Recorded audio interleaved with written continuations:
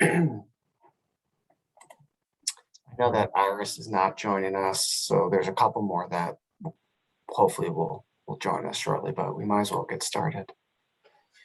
All right, good morning, everyone. It is November 19th, 2021. This is a meeting of the Vermont Climate Council's Agriculture and Ecosystem Subcommittee.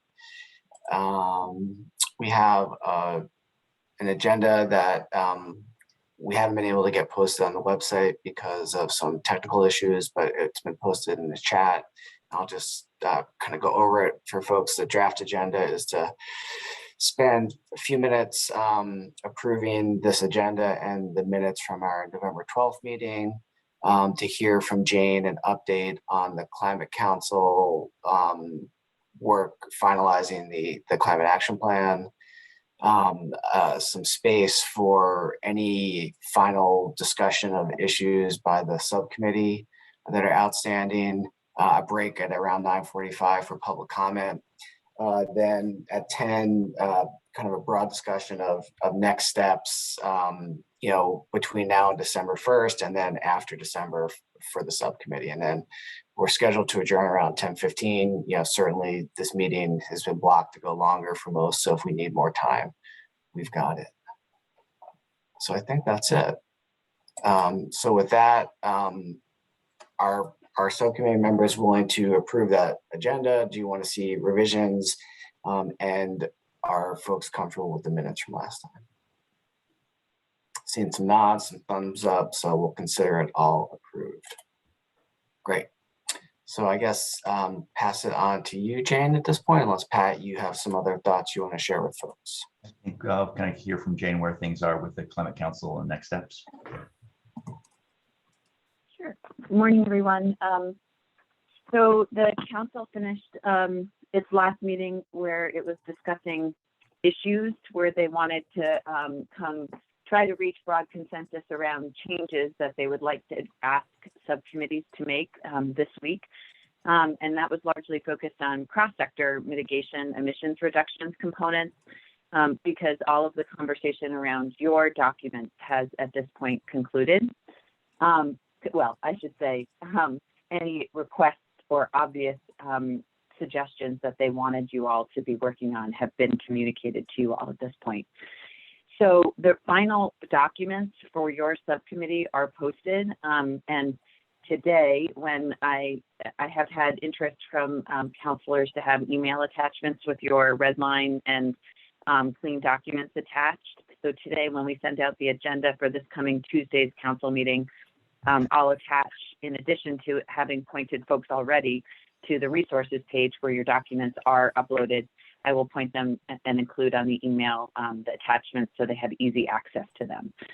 This coming Tuesday's council meeting will be a transition from conversation and sort of the working that we've done to come to consensus notes around revisions needed for documents to moving to actually trying to adopt components of the Climate Action Plan.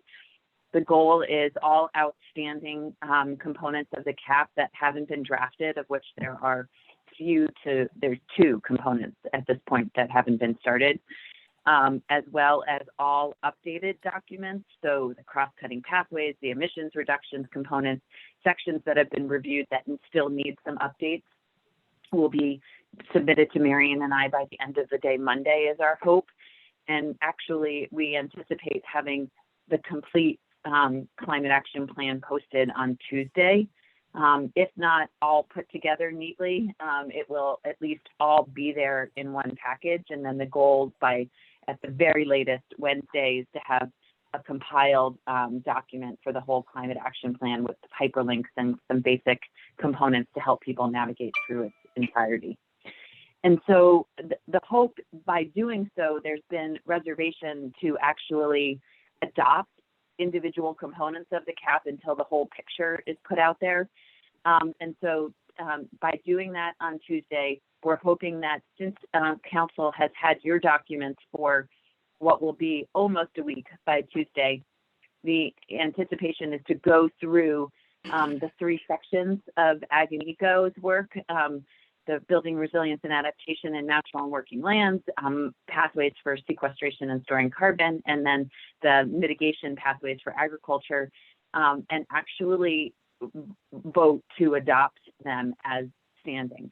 So do I anticipate that there will likely be components of your work that will still have red flags? Yes. And the process for that at that point will be the counselors will need to raise and elevate the issues that they want to either take action on via proposing new language that the council would have to come to agreement on, or they could ask for entire actions to be removed from the document at this point. Those won't come back to the subcommittee at this point. It is with the council to work on reaching consensus around what those components look like. And so I really think that while we'll do our best to communicate with all of you anything that gets changed or removed, that work will really be Marion and I's compiling of what will be the final cap for adoption the following week on December 1st. So Marion and I will be working to make those iterations and put forward the consensus documents for the Climate Council. So your work is somewhat done for this first initial cap. I really do encourage you all to join on Tuesday because I think there will be questions around Ag and Eco and Rural Resilience's work still. And you are the single best advocates for the actions and recommendations that you're putting forward. And I hope and trust that the council will know that and lean on you to provide any guidance or questions around issues that come up. So that's where we're at. I'm hoping if you have any questions, happy to address them.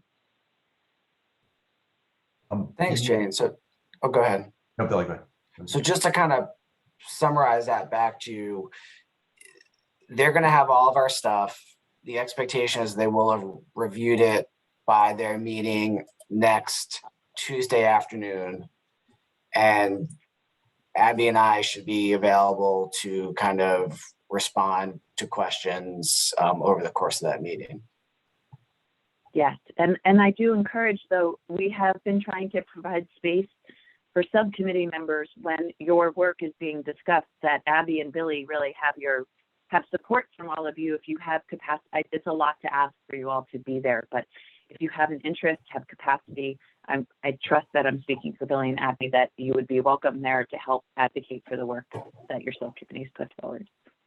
Yeah, absolutely. If anyone can make it. Judy, I believe it's scheduled from 1:30 to 4:30 on the 23rd. That's what I have on my calendar. And I think that's what the website shows as well. Yeah.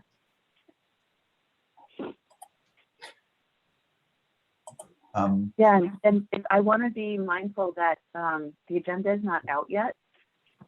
And the way that it's drafted currently, we move right away into, after the just transitions reflection, into the components of Ag and Eco and Rural Resilience. Right now, we're starting with Rural Resilience, this body of work first.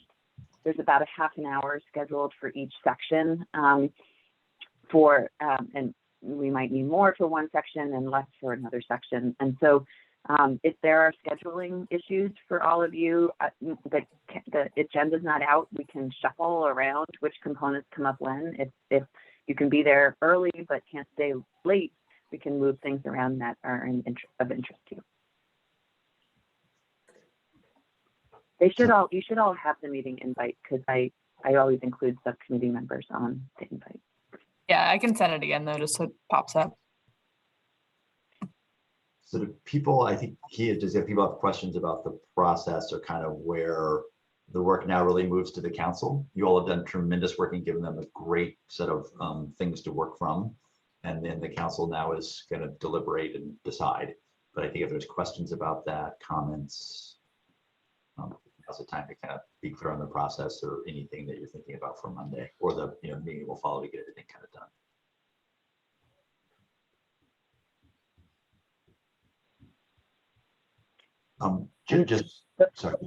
Sorry, I was just so you know, the flow is that the 23rd and the 29th are the meetings where we'll be working through the different sections, and then the actual final will be on December 1st.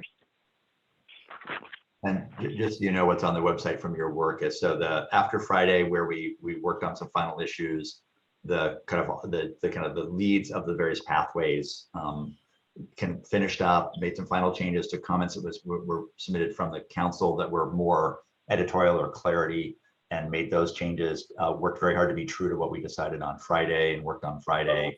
And then there's a red line and a clean version of each of the 3 sections as Jane described. There's also a response to comments. So there's the comments that generally came from the survey from the council or the council meetings. On the left column, on the right column is a response by the pathway lead to typically wrote that. The co-chairs reviewed all this for a last look. And so the red lines, you know, I give you a sense of how the documents changed essentially between Friday and today. So you just can see those in red line. There may have been some small editorial stuff that didn't get captured in the red line because it vanished as you accepted it, but everything that was substantive should be in there in red line so you can see it. So I want to try to make that as transparent as possible. And I sent that out to everyone, I think, yesterday morning. So if folks don't have it, let us know. We can get it to you, but hopefully you all have it.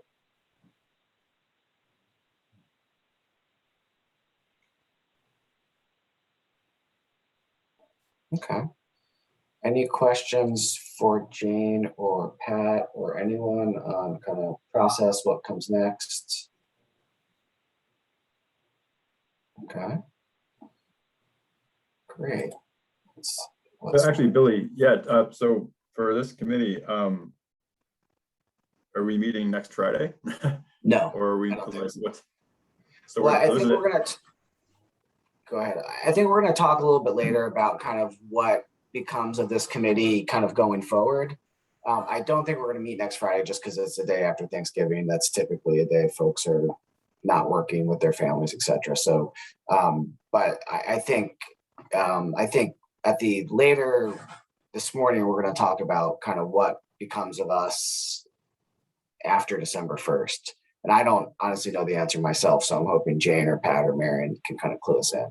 But yeah, we'll get next Friday's meeting canceled because I know I'm going to be with family and etc. So Jane, a question, this is just for December, is I noticed the Rural Resilience is actually holding a meeting on the 17th. I wasn't sure what the purpose of that meeting was, so maybe that's informative for our group as well. Yeah, that is typically the week that most subcommittees are choosing to reconvene. So the council has 2 scheduled meetings in December after the 1st to think about 2 main things: to think about what the council and its work looks like after the new year, and think about the schedule and how the subcommittees will inform that and help support that. And then also to prioritize and think about recommendations for ARPA funding that the council has allotted to it. And so those are the 2 main goals. And so I think both Just Transitions and Rural Resilience are taking a break now and choosing to come back then to sort of think about their work in light of what the council discusses at those meetings in the new year and think about a schedule for the new year. So maybe a question, co-chairs, is whether we want to go ahead and put that on the calendar for this group too. I'm sorry, I have a very loud remote school in the background. What's the ask? Whether the subcommittee is assembling the same weeks that the council is, the December 7th and December 14th? I think it would be to weeks. not meet from now until the 17th of December, but on the 17th of December meet to kind of digest what happened and what the new year might look like. Gotcha. I'm open to that if that seems the will of the group and or what the right next step is. agree with Abby. I think it makes sense to kind of give us a break for a few weeks. And if folks are willing to come back the week of the 17th, kind of before the holidays, the next set of holidays, that makes sense to me. There's a question from Judson. There's in the draft, I'm sure, because we were all working at it late at night and all through Wednesday through Wednesday.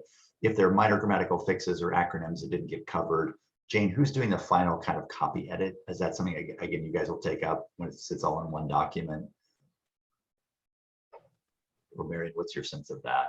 I'm coming back. Sorry, I was listening, but I actually tried to make muffins this morning before they were in the oven. That's ultimate multitasking. Marion and I will do the best job that we can for the December 1st and do the final review of everything and reading. After December 1st, we plan to hire a professional editor as well to proofread the whole plan and think about formatting and enhancements to the plan for later this winter. So it will be as good as possible, and Marion and I will do that to the best of our ability. Other folks have been very focused on reviewing drafts specifically for line editing lately too, so that's been helpful. And yeah, we'll try to do the best we can. All right, other questions? Okay, so I'm clear, we're gonna cancel the meeting we have on the calendar for next Friday. And then we also have one on the calendar for the 3rd. We'll cancel that one. We'll schedule something the week of, we'll schedule something for December 17th, which is a Friday. And then we'll kind of regroup at that time, and that folks are all welcome to participate in the council meeting that's coming up. The 2 meetings are coming up next week, and Billy, those that follow. Billy, I have just a question from Dave. Do we want to start at 9 or 10 on the 17th? Do you want to have a 2-hour meeting, a 3-hour meeting? What's the preference? Definitely don't think we need 3 hours. Abby's face suggested 2 hours. I think 10. I love you guys, but Yeah, you know. I would suggest 10 to 12 if that makes sense to folks, but it's up to the group. You all, this is my job. I'm going to be here anyhow, so you all have much busier lives and schedules, so take the temperature of the room. 10 to 12, thumbs up, 10 to 12, that okay?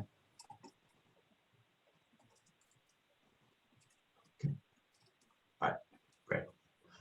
One thing, Jane, that would be helpful to know is that I think, people have worked really hard, and I think it ended up being more work than people thought they were signing up for. So what is the expectation or the commitment from, I guess, the powers that be, whoever that is, about like what was kind of were people expected to work through this December, and then they're kind of free to join or not join going forward? What were the expectations for members beyond essentially this point? I'd like to think that we would start to have a clearer picture on December 17th of what the work will be, and then people can make their own decision. I mean, nobody is obligated, obviously, to stick with it. Counselors are appointed for 2- and 3-year terms based on House or Senate appointments. And so I think that I would imagine that there'll be some sort of reckoning about what the work is going forward in the next year, what the expertise and technical knowledge is that's needed, and how we want to continue to expand upon the people participating in this process. And so I imagine there'll be some thought given to the role of the subcommittees, whether the composition still makes sense, whether people want to still participate. But I imagine there's going to be a shift over the course of the next few months, but I can't really predict that yet. And that'll be a council decision really about how the work continues. Is there anything in the act, or has the council decided anything kind of about the formal term of these subcommittees? No, we have not. We have Okay. not talked about that at all. I mean, the subcommittees are written into statute, and so I imagine some form of them will continue. Haven't Okay. heard anything to the others contradictory to that. Everybody's muted, so you can't see hear the loud wailing that's coming from. Right. So I guess my sense of what you're saying, Jane, is that everyone's still focused on wrapping up the plan. Once that happens, there's going to be a deep breath, and then the council is going to kind of reconvene and decide what comes next, including kind of what role these subcommittees are going to play into the future. And then once we have that information, this group should talk about how we see ourselves as a group and individually fitting into that, and should absolutely feel free to continue on or, excuse themselves after doing a tremendous amount of work. So we can kind of get to that in December, but we need some guidance from the council. And Lauren pointed out, now I can't remember, but she said, don't we have a recommendation to continue to convene during capital implementation? Is that in our recommendations about, again, who exactly and how frequently to be determined? But I think that is a rec somewhere in our work. And Marion said, yes, I read it yesterday. Good. There's still time to change it. Just kidding. Okay, great. Well, I think that this was a future, this was an agenda item for later, kind of the future disposition of this group. I think we covered it well now, but since we're on it, does anyone have any other kind of questions or comments about the kind of near and midterm future of this subcommittee, or do we cover it well enough for now? Okay, Judy, you're muted. I don't have a question about that, but I do have a question about when Jane spoke about the flow of things. When does the minority report typically come out?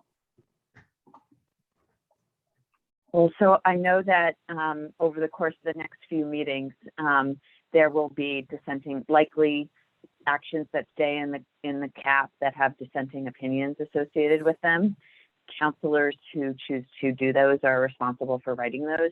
And our anticipation is that they'll be written and prepared for December 1st around counselor dissent. As far as subcommittee, this has been it still continues to feel like a little bit of a gray area to me, because in the decision-making process, it's very clear. And I encourage other counselors who might understand your impression of how this should work better than me to feel free, or Marion, please, to anyone, but it feels very clear to me how it's going to work for counselor dissenting opinions, but not for subcommittee dissenting opinions yet to me still. And when will that be clear? I don't know.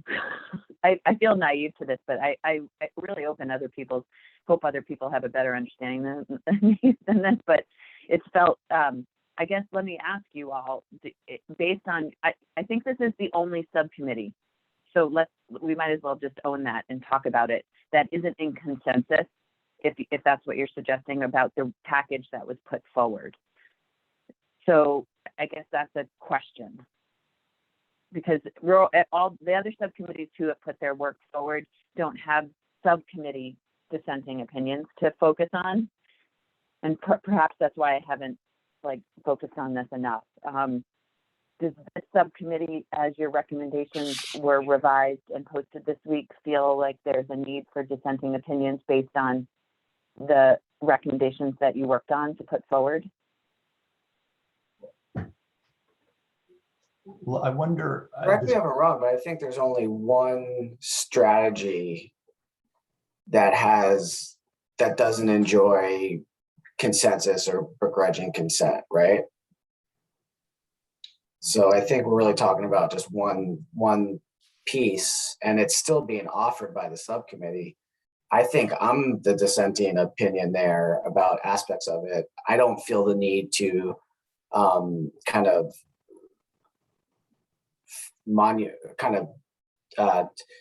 capture that further. I think what we shared with the council is a kind of a caveat that there's not universal agreement about certain aspects of that strategy. And for me, that's sufficient. And from my perspective, they kind of do what they will with it. But if there's other pieces that folks aren't supportive of that have been forwarded up, we should talk about those, because I'm not aware of what they are. There were several throughout the meetings that had dissenting opinions, but right now I can't tell you what they are. I wonder about a process like this. If council members are allowed to write dissenting opinions on specific topics, right? I think that's what I heard, Jane. They're allowed to do, and it's due by a certain date. It seems to me, I wonder if any subcommittee member wants to write a dissenting opinion on issue X, Y, or Z, they write it. we're clear about when they need to give it to your council. I mean, it's, whoever's the council people on this group, and then you just forward that along with me, you have written as a council person, and we just kind of funnel it through the council members, but subcommittees are free to offer that if they wish to their representative. So do our notes reflect what those dissenting opinions were? Because I know there were several, and they kind of got dropped as if the dissenting opinion didn't matter, and there was not consensus. I think, So one thing that we should focus on the 17th that I hadn't really thought about, Marion and I got approval from the steering committee that all technical reports that are done and finalized, like the carbon budget and those components, will be included with the climate action plan on December 1st, but not all appendices will be ready to go on December 1st. So what we have a list of appendices that will be approved with the plan on the 1st, with the expectation that on a very short turnaround in December, we'll work to include all of them. And one of the main components of that, which was giving us pause to have ready for December 1st, was the matrices from the subcommittees, because they're pretty long and intense docs to try to figure out how to format, create a consistent approach for how we put them forward, and think about how we put forward all the actions that weren't prioritized to be included in the plan, recognizing that we never tested consensus on those, but by putting them forward, they will likely take on a life of actions or consideration by some stakeholder.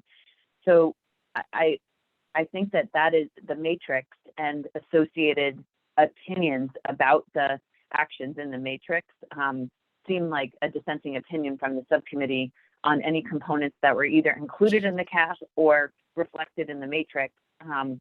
Maybe that considering some narrative that gets included with the matrix around components that weren't able to enjoy consensus makes the most sense.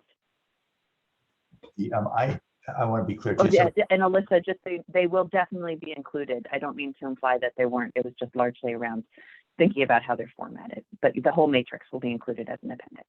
And one thing on the matrix is to say, and then we'll go back to Judy's question, is that we need to kind of just correlate. Nothing will be dropped from the matrix, but we need to make sure if we made adjustments to essentially actions in the write-up, we have to make sure the write-up and the matrix matches. But nothing will be dropped. It's just that we'll have to kind of make sure that they're consistent, quote unquote. Right, but many months ago, I asked Jane about if there would be a minority report, a dissenting report, whatever you want to call it, and you told us there would be. Yeah, Because 100% at that they will time, be I was for- disagreeing with whatever we were discussing. I don't remember what it was. I'm not opposed to it in any way, and I just wanted to be honest and reflect that this is the only subcommittee that has a minority subcommittee report, and I think that as a result, we haven't spent enough. I totally appreciate that attention on how to do that well. So now is the time. We're more than open to hearing the best way to reflect that in the CAP, and don't have any problem with supporting that.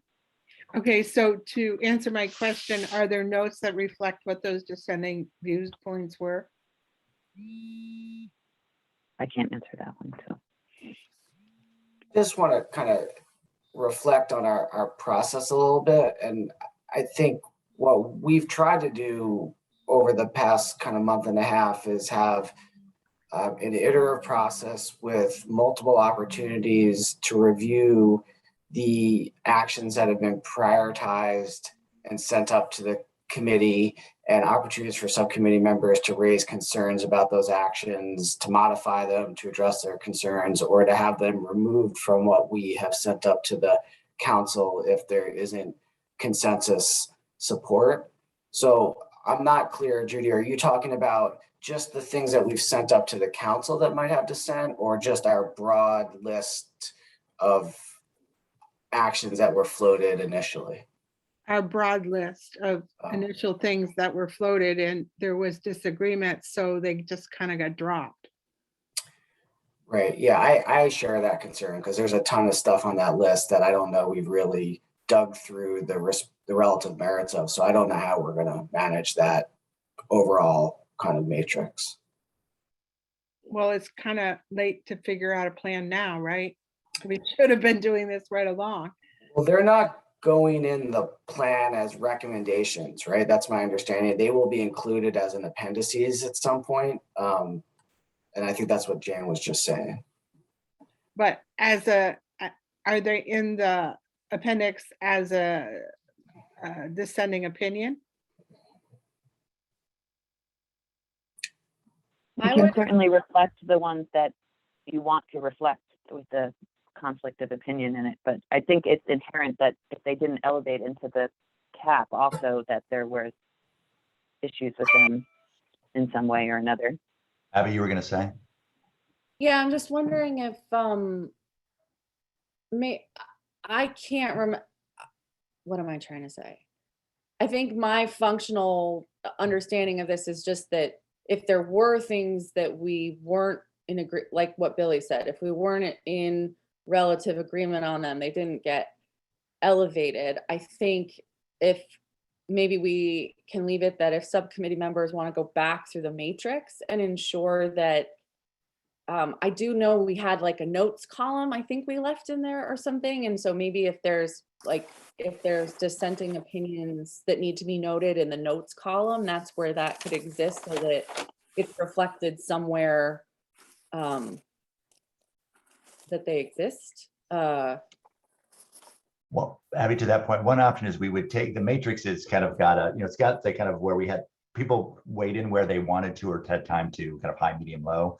But that was like different people waiting on different ones in different numbers. So I'm not sure that's useful to, it's good for us to have done, but I don't think it's useful to record. But I do think cleaning up the matrix, leaving a notes column that we leave blank, but we didn't give people time to go through that. And if they want to make remarks on action X, Y, or Z from a template, we'll have a common matrix. And then the notes column, people can put notes in and we can then put that could be the final matrix, could be the matrix plus the notes column, as the submittal. I don't know if that would work or not. Well, that's not really a minority report, but it's better than a poke in the eye. And Judy, Judy, is there anything from the subcommittee that went to the council that you do openly dissent or have a? There was, yes, but because they just got dropped. But I can't tell you what they all are without looking back to the beginning again. Because when we didn't really do consensus, where like discuss it, there's a dissenting opinion and they're like, okay, let's move on. We're out of time. And so then nothing happened to the dissenting voice.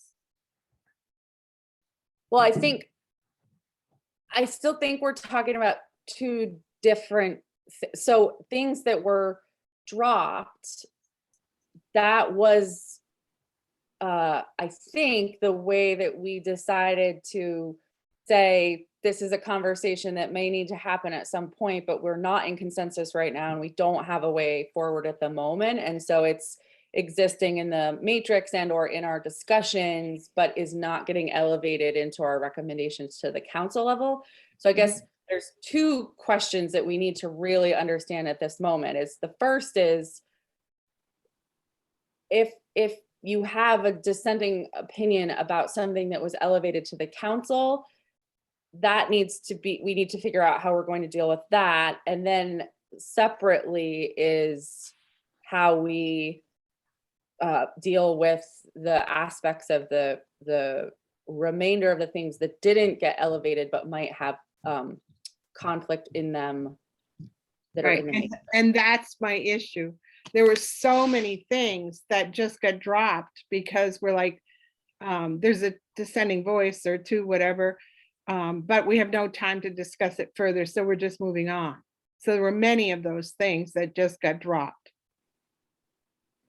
I think to that, so two things. I think to Abby's point, if in the report itself, any subcommittee member feels they disagree with what's in that written document that's before the council now, I think funneling specific dissenting comments or concerns through your VCC representatives would be good. And then on the matrix, Judy, to your point, I think the things didn't get elevated to the written narrative for I think three reasons. One, either people just didn't feel like they knew enough to be. It wasn't that they disagreed necessarily; it wasn't developed enough.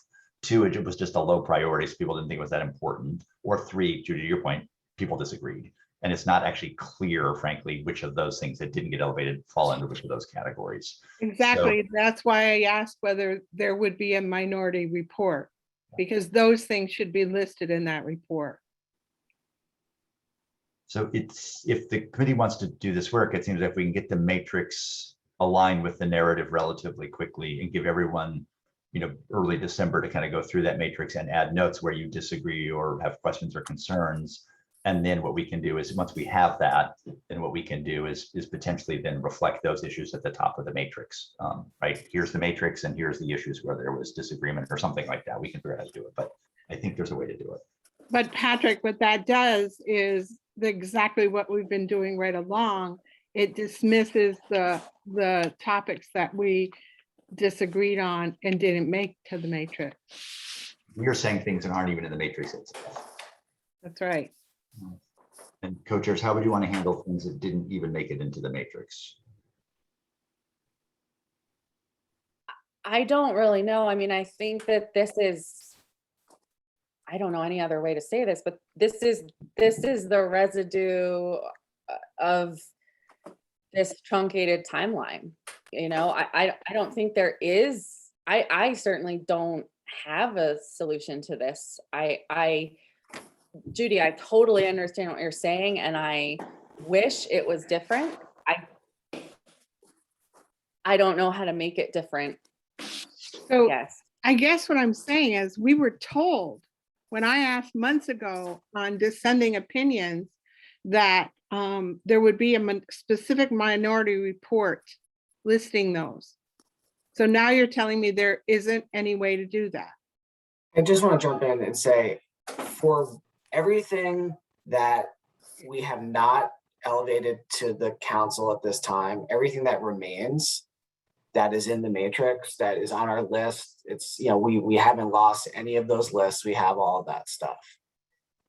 We as a subcommittee absolutely can go through those remaining items, the ones that have not been elevated, identify which ones weren't elevated because they're a low priority, lacked information, or where there's disagreement or lack of consent. And if there's an interest in developing a minority report about those items, I'm totally supportive of that. And I think that's all work that can happen in December.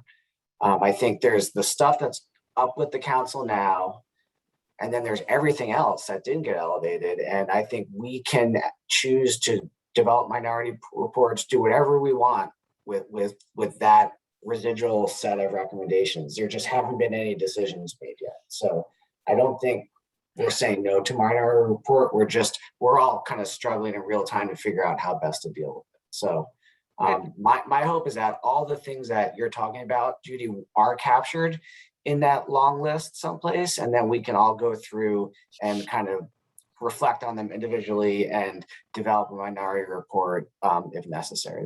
That's totally appropriate from my perspective.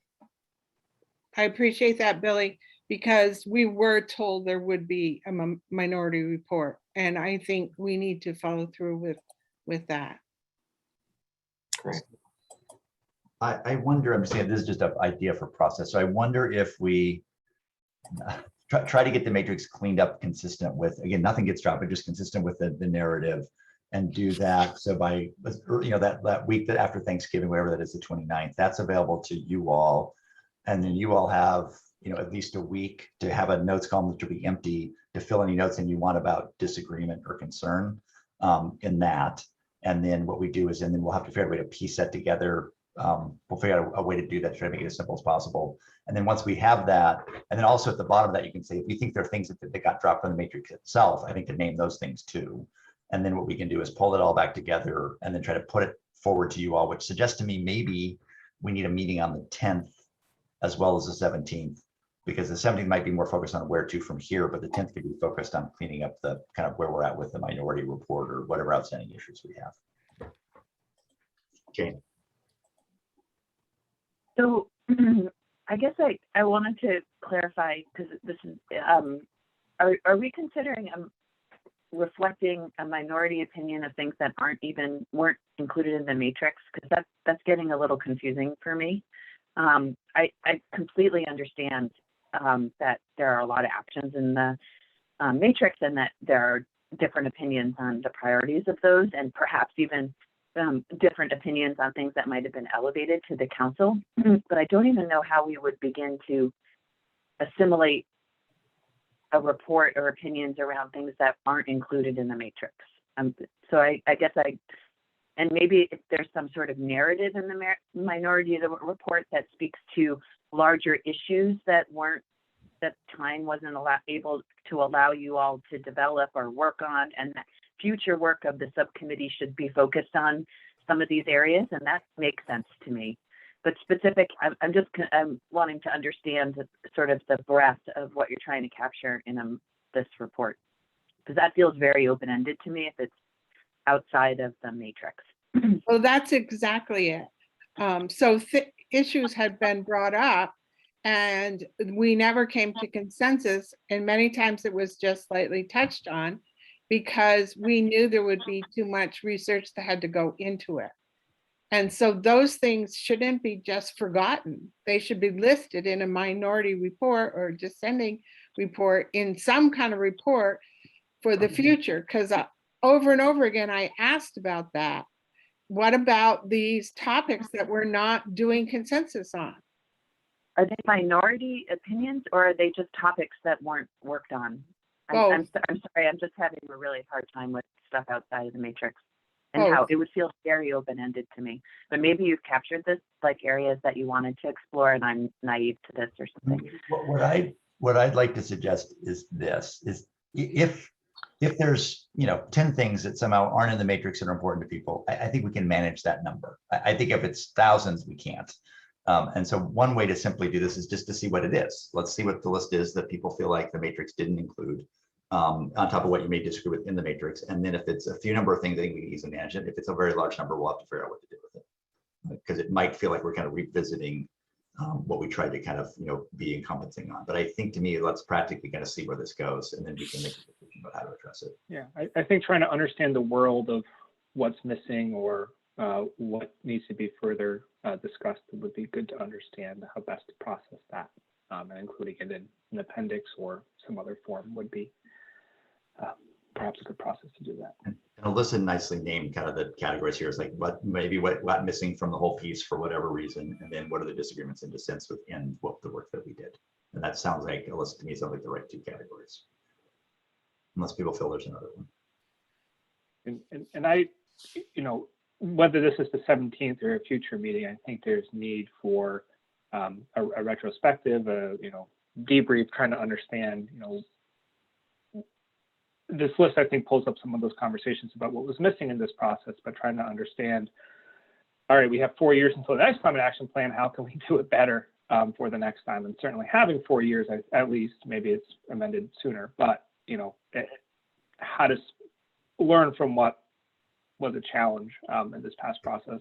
I don't think that's the right document for it, but I think this is definitely coming out of one of the challenges with the process we've just been through.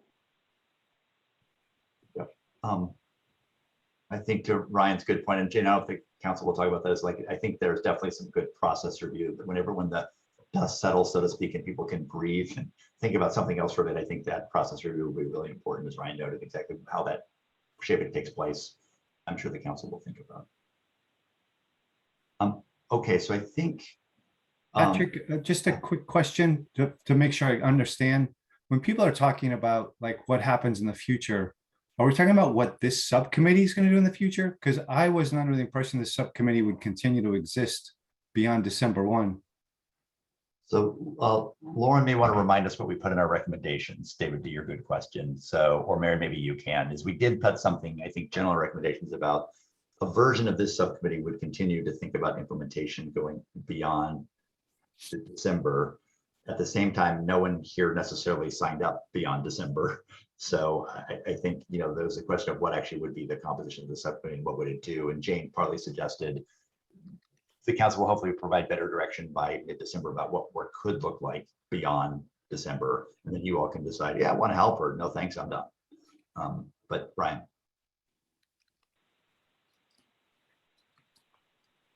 Brian, you're on mute for some reason, even though it says you're not. Sorry.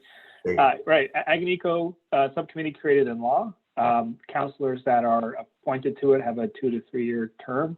And so I think there's absolutely a need for that process, the Ag and Subcommittee, to continue. And I think there's some work in reflecting on what was done. And I think there's also some work put before the subcommittee, whether it's the RFP on AFOLU missions inventory, and then some of the guidance and advice and review for the implementation of the plan that, I absolutely hope, and to the recommendation, it's, continue the work of the Ag and Ecosystem Subcommittee to inform and, continue to work on those topics.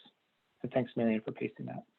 And Marion, thanks for putting the recommendation in the chat. But again, I think, maybe co-chairs and Jane and Marion, I think, again, this was so much work and a kind of time for people who didn't, I think, anticipate the immense work it would be, which took time away from family, from work, from, kids, whatever. So I do think, being respectful of people may need to make choices going into 2022 that are different, and how to kind of handle that process as that happens will be, important. So David, I don't know if that answers your question or not, but. Yeah, no, it's like everything in this process, kind of fuzzy. So I'll wait to see how it evolves.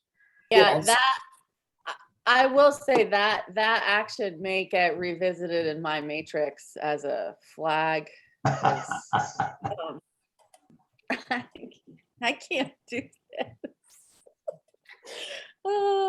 I just feel like we need to understand very clearly, like I need to make it very clear. I cannot be responsible for a minority report. I cannot be responsible for, I am at this moment completely tapped, and I have to turn my attention back to my family business for at least a period of a few weeks. So I'm not sure. I just want to understand what the takeaway is from today regarding the matrix work, et cetera. And I need to make it very clear that that is not something in which I can actively engage at this moment, I guess. Exactly. So let me try something here. I think we've discussed that this subcommittee at a minimum will meet again on December 17th, and we may meet on December 10th. One of our goals is to take the full suite of recommended actions that we developed, those that were not elevated to the council, and do some vetting of those and get them in good shape for inclusion in an appendix to the plan. That may include development of my minority report, may involve additional things being added that aren't on that broader list of actions. But we'll do some work, and I'm happy to work with Pat to try to come up with a process, tools, and guidance for you all to do that over the coming weeks. After December 17th, it's unclear what our role is. The act does create subcommittees, but I'm reading it and it says the subcommittees are basically created to advise the council, assist in preparing the plan, and carry out other duties. So it's really up to the council, I think, in how they use us going forward. And we don't know the answer to that. So I think we've made a recommendation that this group in some form or another continue to exist and advise on the implementation. But I do think that it's the council's call. I'm sure they haven't given that a second of thought yet. They're busy doing the plan, right? So I think it's a little bit of TBD, David, at this point. But at a minimum, we got to wrap up the pieces that haven't been elevated, get them in a form that's agreeable to everyone here so they can be included as in an appendix. Judy. I would be willing to, if somebody sent me all those lists, I would be willing to work with some people to try to go through and see what did not get finalized because we couldn't come to consensus, or it had a low opinion.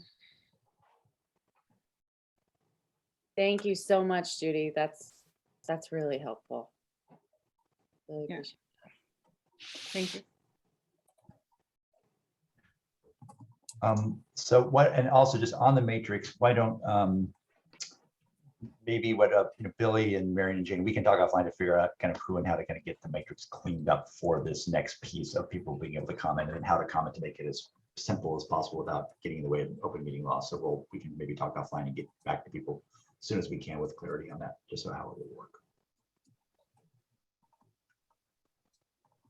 Okay, other questions about this? Kind of how we kind of clean up and move our work forward and allow, again, any kind of minority views or dissents to still be recorded. Okay. All right. Billy and Abby, are we ready for public comment? What else do you think we should cover before we go to public comment?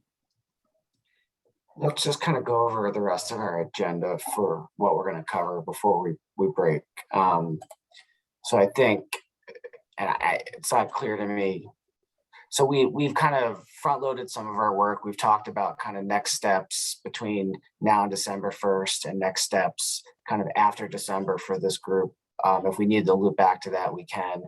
The one piece that we've kind of skipped over is discussion of any final issues, related to the recommendations we did make to the council. I don't know if we have any things to discuss, but why don't we hold that agenda item for after public comment? Does that sound like a good reorganization of the agenda before we break for public comment? Judy. I have a question, and I don't care where you put it, but I would like to discuss the letter Burlington Electric and McNeil sent. Great, we can take that up first after public comment. Thank Jan? you. But if we do, will there be additional time for the public to comment on that discussion? Sure, I'm sure we can make an additional public comment opportunity before we break today. Thank you. Jane, did you want to say something? I did. Just Marion reminded me that when we talked about appendices with the steering committee, that our goal was to have the appendices completed 2 weeks after December 1st. I don't think that December 17th that's 2 days later. I think that's fine to amend to be a little more fudgeable with our end date. I'm so excited to remove timelines. So having a little bit of a more fudgeable timeline sounds fine.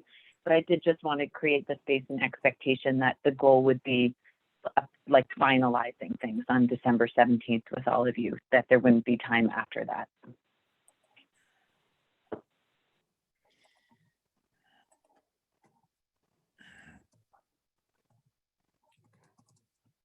That's why we'll think about whether we need that 10th meeting or not. So it might be worth putting in people's calendars for now. We can always strike it. But just to Jane's point, maybe we should just tentatively put it in there, treat it as tentative, and just have it just in case. We'll get those on the calendar, and we'll, Pat, you, Abby, and I can kind of regroup to clearly articulate how we're going to kind of manage the next 4 weeks. Yeah. Great. Okay, well, let's take a break for public comment, and then we can come back to the letter we received and other substantive issues regarding our recommendations. So any members of the public who are interested in sharing thoughts or comments with the subcommittee, please raise your Zoom hand or otherwise make yourself known. Okay, let's see, Cheryl.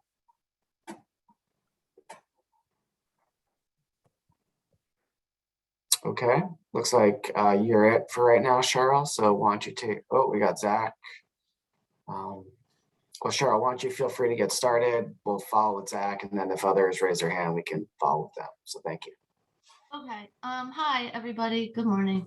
So I think for this comment, I just want to say one small thing is that it's, I guess, really frustrating to go to the full council meetings and see people disagreeing with things that the subcommittees have determined are important and spent so much time and energy discussing as you all have done here. So, because since hours have been taken discussing certain things, and then they go and kind of disagree with the conclusion that this subcommittee came up with and other subcommittees as well.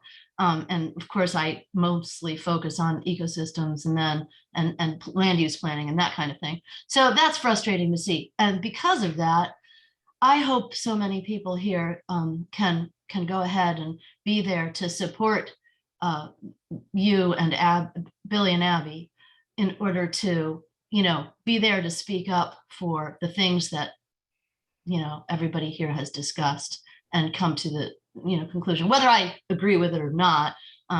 Well, stay home if I did something I don't agree with. But anyhow, that's mainly my point, is that I hope that people are there to back you guys up at the VCC meeting. And that's it for now. Thanks.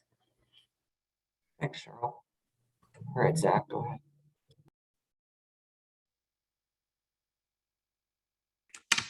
Hi, everybody. Good morning. Just wanted to make a couple comments. You're all about to discuss this letter that Burlington Electric submitted. So I felt like I might as well weigh in with a couple things before that conversation begins, and then can always, of course, chime in later. But I just wanted to flag a few things for you. Burlington Electric, for starters, complains that they were not consulted. And I'm wondering where they've been for this entire process. So there's been a lot of opportunities for people to involve themselves in this process. There's been an incredible amount of science shared, a lot of really great discussion in this subcommittee. And I just want to make sure that that isn't kind of resonating with you all, because there are a lot of people who have not been consulted in this process, and Burlington Electric has the means to be here and has chosen not to be here. So that's one thing just for starters. This letter claims that biomass is carbon neutral. And at this point, after all of the science that's been shared with this subcommittee, I hope this is one thing that we can all agree on, is that biomass is absolutely not carbon neutral. Burning trees in a place where trees do not burn naturally very often at all, a landscape where, forest fires are for the most part, absent. Burning trees has no, there's no way to describe it as carbon neutral. And so to me, it's laughable that that could even be suggested with a straight face. And I hope that you'll be asking really tough questions if you end up having conversations with Burlington Electric and with the Climate Council about the climate neutrality of biomass electricity. The letter also claims that the alternative to burning trees is fossil fuels, as if this was a choice between burning more natural gas and or creating coal-fired power plant here versus burning trees. This is also just laughable, and I hope that doesn't resonate with you all either, because as we know, the choices that we have to make are much more complicated than that, and we have the ability to reduce energy consumption, and we have the ability to seek energy from sources that are low carbon, and so that too falls on deaf ears for me, and I hope it does for you too. We just got this remarkable report on the state of climate change in Vermont just the last week or so here. And what does it say? Well, the greatest threats to Vermont from climate change are flooding, drought, and the best way to deal with both of those in this state that has incredible topographical relief, where we have communities that are at risk, where we have real danger from the extreme weather that is anticipated. The best thing we can do is to make sure that more of our forests stay intact and grow older. And so the science is really clear, and I really do hope that at this point in this conversation, that's kind of widely understood here. So anyways, as you go into this conversation about the Burlington Electric letter, I hope you'll keep a few of those things in mind. Thank you, and look forward to listening into the discussion. Thanks, Zach. Anyone else care to speak at this time?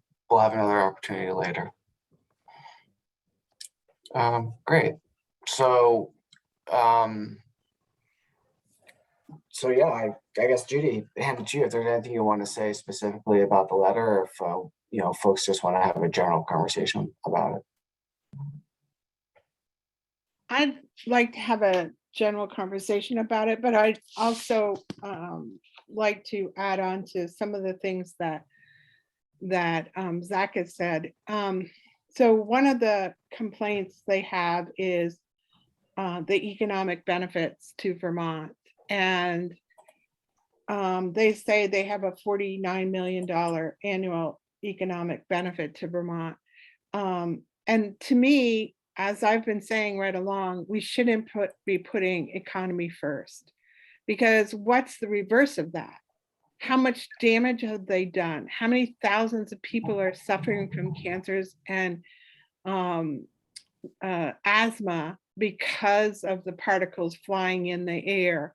How many pollutants have gone into our state and the damage that's done, and how much as they use the water for the process and dump it into the river, what is this doing? The damage this doing, nobody's calculated that. So again, I wouldn't be looking at economy first as an issue until we know what the total damages they're doing, because I'm pretty sure the damage is going to be outweighing the benefit, the economy. And the other thing that they mentioned is that 80 people will lose their job. And however sympathetic I am to that, I understand that. I grieve for these people who would be losing their jobs. But think about the tens of thousands of people that will be harmed if those people keep their jobs. And this is one of those issues where we need to discuss or need to recommend that these people have an opportunity for retraining. So there's a lot of things that they put here, and they're just not a solid thing. There's tons of documentation out there about the pollutants and the particles they're putting into the air, and that they're the state's largest polluter. And that should be what our recommendation addresses. It needs to address that they are polluting our state. They are contributing to our emissions, and our goal is to reduce emissions. So we have to at some point make difficult choices. And although this will be a difficult choice for many people, it's the right choice to move forward with more research, more solid information that we didn't have time to gather, and make them responsible for their actions.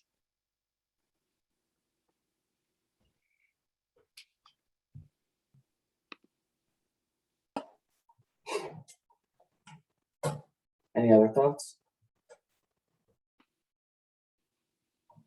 Charlie? Thanks, Billy. Yeah, I just, Judy's last comment just resonates with me a lot about more research and the need to understand things better. I mean, I remember as we were crafting these recommendations, about things like emissions and where are we tracking and who's tracking and where are we on the metrics of, good versus bad, to put it really plainly. Like, we were trying to figure out like who even monitors that, who's enforcing this, and where do we find it? And so there was a lot of kind of like trying to build recommendations while gathering information. And one of the concerns I've got is there's things that ended up in recommendations that I don't think we had a full and complete handle on. And I don't necessarily blame us for that, because we didn't have time to do that, right? Like we didn't have time to reach out and invite certain people in to talk to us. And I think it's a little bit, disingenuous to say like, where's Burlington Electric been in this whole conversation? Because I don't think they realized they were part of the conversation until this dropped at the subcommittee or at the council level, and the council was like, hey guys, I want to look at this, right? So, I think this gets back to the bigger point around this process happened really quickly, dealing with very complex things. And I do think that our work product is not as good as it could have been because of that. And I'm not faulting anybody here in the subcommittee for that. I'm just saying that I think that when you tackle really complex things in a short time frame with a short window for consideration and information gathering, that's the outcome you get. So for what it's worth, that's my thought on that.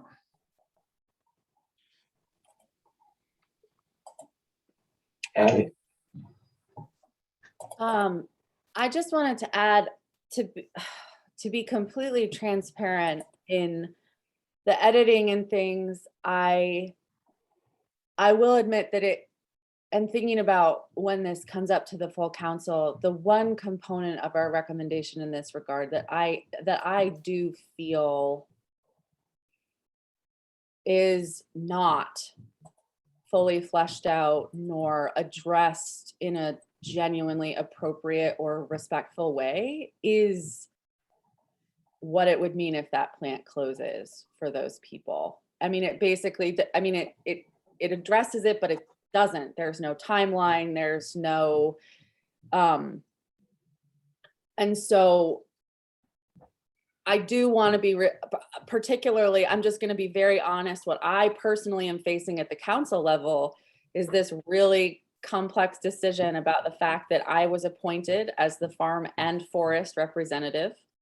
And the fact that I personally, again, to Charlie's point, because of the timeline, I have not, you know, I'm trained as a journalist. I believe in research and I believe in balance, trying to learn as much as I can before I come down on one side or another of an issue. And I have not had the full opportunity to do that in the way that I feel comfortable with regarding biomass. That's on me.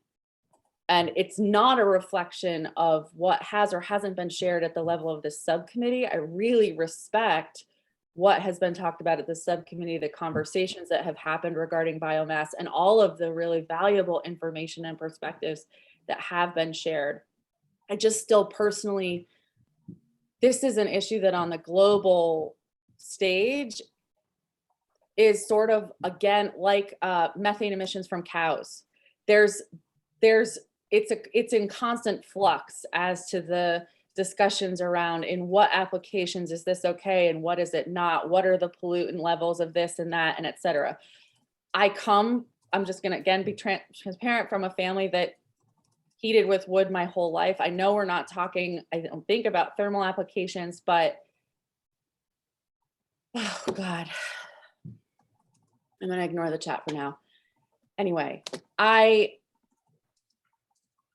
just need to say that I believe that this is still an issue that we need to address as a council as one that requires a dedicated and focused pursuit of a multi-stakeholder process to understand what this means for Vermont and how Vermont moves forward in this regard, because it does have implications that span a deep breadth of communities. And I don't think we've had the time to know what that means in this context yet. And so that's where my concerns are, is with the components of the recommendations that we did that don't lay out what this would mean for the people. Judy, you have your hand up. I do. I appreciate your comments, Abby, but I've been watching them for over 20 years. There are 46 acres in the middle of 400 acres owned by Burlington Electric. They are operating in a highly sensitive archaeological site. There were archaeology reports done that proved it. So they moved it away from the sites. They moved the facility, but now they want to expand. And to expand, they're going to go into highly sensitive archaeological sites. They dispose of the water, they have 4 wells, something like 1,500 gallons a minute of water they use, and they dump it into the river. They're built in a wetland, and to protect themselves, they put a 4-foot berm around them. So then to be impacted and concerned about the 100-year flood, they're contributing to it because they're in a floodway. They've built a berm. They've added soil to build the berm. That's like raising the level in the bathtub. They have impacts. They chip trees that come in themselves. They have train after train, truck after truck that brings more chips. And it contributes to emissions every time they bring another chip. There's tons of research out there showing how their mathematical figures are inaccurate, and they can prove they're inaccurate. I've sent you lots of those, and I appreciate the time that it takes to read those, and that you may not have read them, but I have, and I have lived with this for 20 years. So I know, well, more than 20, but I know that they are polluting the state, and people are ill. People are getting cancers. People are suffering from asthma because of the particles they're putting into the air. Some people say it's steam, but it's not. It's particles flying up into the air. And you can see it from miles away. So something has to be done about this. The very land they sit on has been put on the state historical register. Judy, everything that you just shared, I am with you. I was flagging that I don't feel that we gave enough time or consideration to what the ramifications of what it would take to move away from that plant mean. That's the only thing that I remain concerned about, or feel that we didn't do the due diligence that would be necessary. I do not question your experience or your perspective or your knowledge, your lived experience of being near that plant. That is not something that I possess, and I would never claim or try to negate that in any way. More just, I feel like I don't understand fully what the ramifications are to the people. And we did call that out specifically. We alluded to the just transition it would need to happen, but it's very loose, and I can see a world where reading that, and this hits close to home for me as a farmer, right? Like there's a lot that's missing in the perspectives of the people who have to do the work are often missing from these discussions. And so I just want to be cognizant of that. I do not disagree with anything you just shared. Thank you. But I think we've had to bear that cross, if you might, for many topics that we've discussed here. And many topics will result in loss of jobs or other issues. And we've not had the time to discuss that. However, they will lose their jobs. And as Alyssa puts in, maybe they can recommend a renewable energy career path for these people, or training could be available for these people, something. But we can't go on ignoring the damage they're doing. We can't ignore that. And these comments they make in their letter, my BS detector was screaming. It was screaming at, what are they saying? And it's many times it's things that we've been saying at these very meetings. We can't put economy first. We can't. We're at a crisis. We need to reduce greenhouse gas emissions. And if the largest polluter in the state is looking us square in the eyes, we need to look at them square in the eyes. Go to Ryan and then Charlie. Ryan? Thanks. I was just going to raise a comment about process, the role of this agriculture and ecosystem subcommittee, the climate council, and then how recommendations are either implemented and considered by policymakers or rules are adopted to affect air quality standards or other things that may be related to this discussion. And just that, I think this subcommittee has done a good job attempting to really understand the perspectives, the embedded processes that we have in this particular topic, and that it's been elevated to the Climate Council for consideration, and it's going to take policymakers changing laws to, move forward some of these goals that some of this subcommittee are articulating. And so, just looking towards that process, we can't declare this has to happen, and then that will happen. That doesn't mean folks shouldn't be invested and engaged in that process moving forward, but just trying to, as we come up on December 1st, just thinking about what the next steps are and next steps for engagement on this topic, and looking towards the legislative process is likely the next step. Charlie. Thanks. Yeah, I, just kind of dovetailing with Abby's comments around ramifications of things, which I generally agree with, that, we haven't had time to really play everything out on all of the recommendations that we've had. Is also just the due diligence on some of the questions we've got. Like I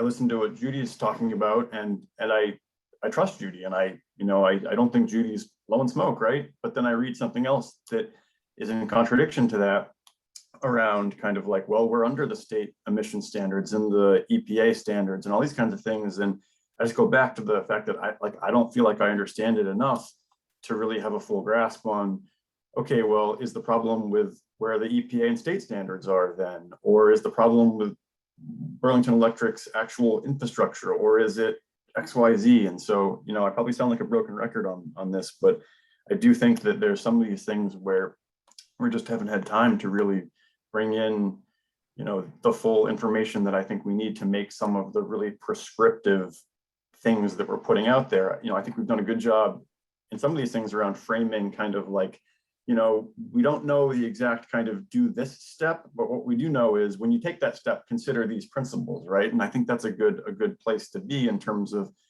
these are the things to consider when implementing policy. But some of the prescriptive stuff I do worry about, just in terms of, whether we've done it in a way with everything that we need to know. And again, I don't fault the subcommittee for that at all. It's a process thing, but I do think that's a potential issue here. Maybe just on process, I think, again, people should talk about this as much as they need to this morning. And I think you all have done really hard work and given this matter actually more attention than a lot, and a lot more work than a lot. And I think you've done the best you can to forward it with all the caveats that people have named. And I think maybe partly to Ryan's point, now it's in the hands of the Climate Council to address and deal with comments as they see. It's also ultimately in the hands of the legislature, as noted by Ryan.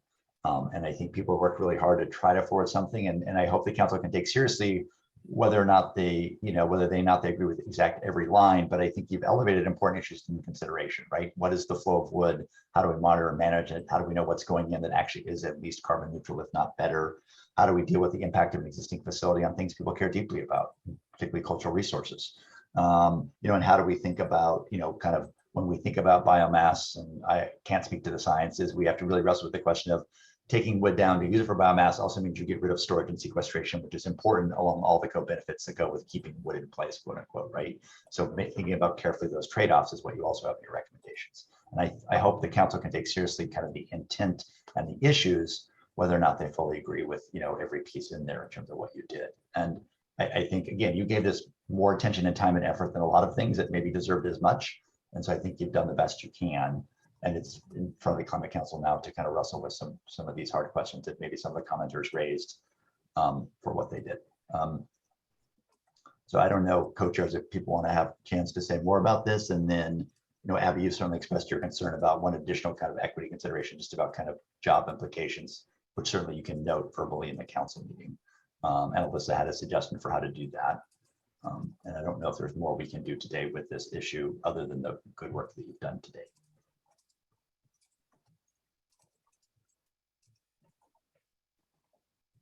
Judy, go ahead, and then David. I just don't want people to be fearful of addressing this issue. fearful of being threatened that people will lose their jobs, people will lose electricity. I don't want people on these committees to be fearful of that. You know, life's a bitch and then you die. There are so many things that we have to make a hard decision on. And sometimes people are the flow in which this goes is going to be difficult for people because they're not capable of making those hard decisions. And that's my concern for now.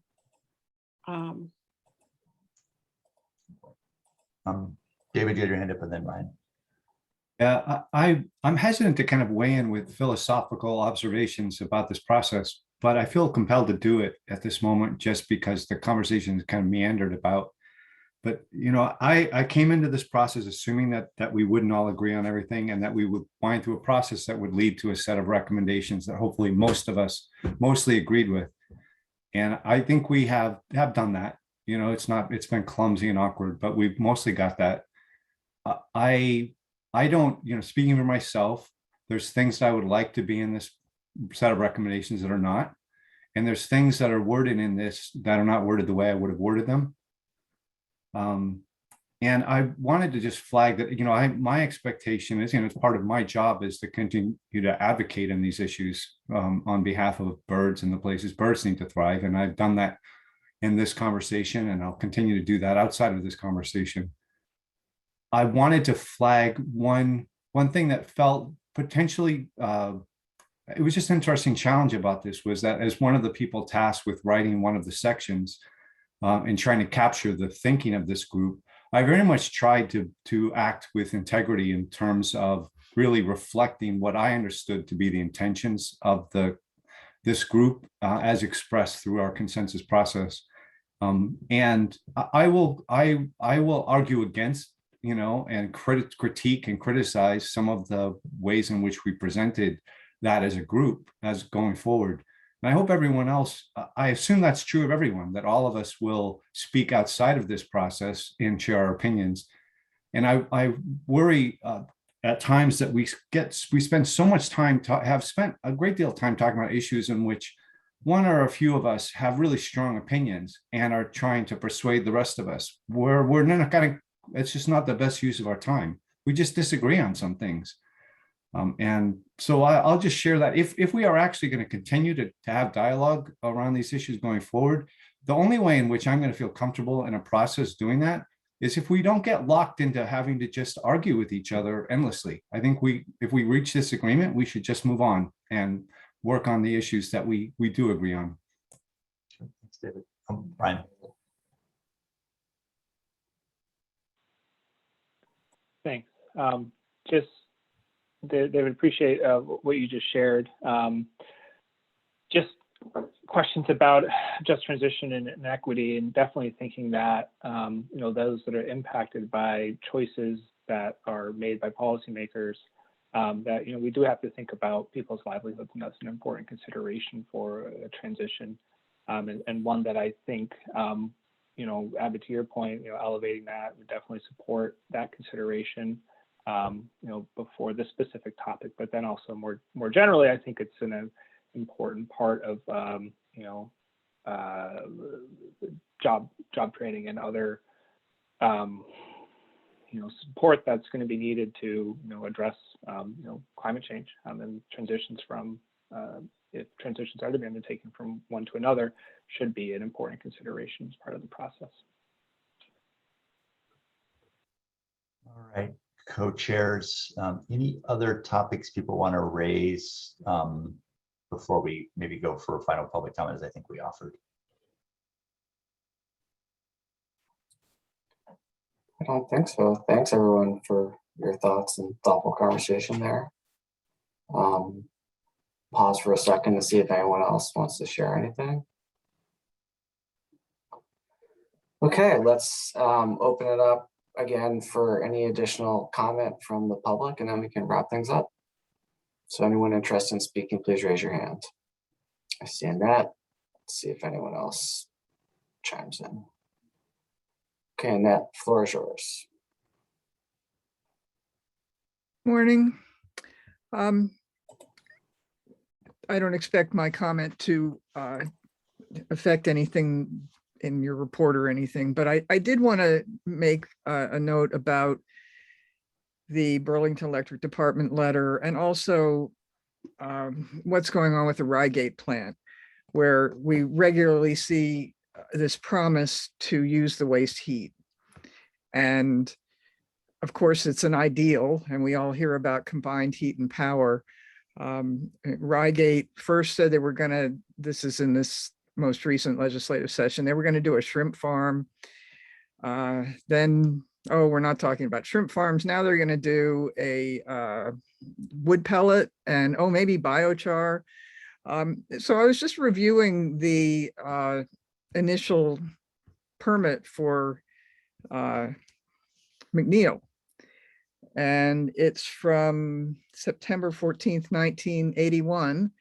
And finding number 6 is the plant will also produce excess steam to be used by the University of Vermont and the Medical Center Hospital. So that promise has been out there for 40 years and it hasn't happened.